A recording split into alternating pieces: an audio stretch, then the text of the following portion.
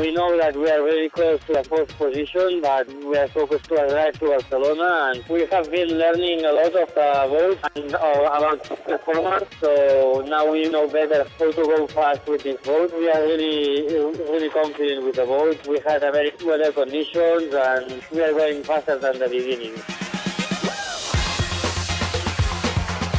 La nuit dernière, 7000 seulement séparaient One Planet, One Nation et Pharmaton de We Are Water. Ce matin, Aleix Gelabert et Didac Costa affichaient même avec 410 000 avalés la meilleure moyenne de la flotte sur les dernières 24 heures. Tension garantie dans l'Atlantique Sud entre les deux bateaux catalans.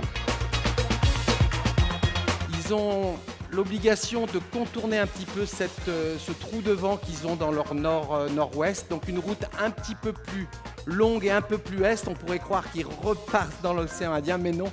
Ils vont ensuite remonter vers le nord pour chercher l'équateur. On estime à peu près leur arrivée sur l'équateur dans une dizaine de jours. Pour Renault, lui, est un petit peu au-dessus des îles Malouines. Donc il est en ce moment dans un vent beaucoup plus faible de nord, des vitesses beaucoup plus faibles. Et ça lui permet un petit peu de reprendre son souffle après plus de 48 heures de vent très difficile au passage du Cap Horn. Et il retrouvera cet après-midi un nord un peu plus conséquent, de 10 à 20 nœuds, qui va lui permettre aussi, lui, de reprendre une route plus rapide.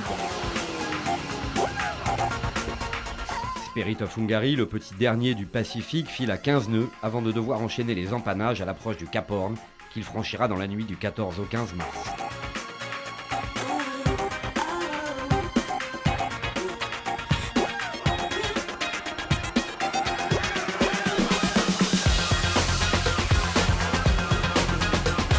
Cheminée Pougelat a donc quitté la zone d'équateur, donc des vents beaucoup plus faibles, et désormais dans un bon nord-est d'Alizé, puisqu'il remonte directement vers Gibraltar. Mais cela dit, il aura obligé de faire pas mal de bords, probablement 3 grands bords, un peu une route en escalier pour rejoindre Gibraltar, qu'on estime à peu près pour Pougelat dans 9-10 jours.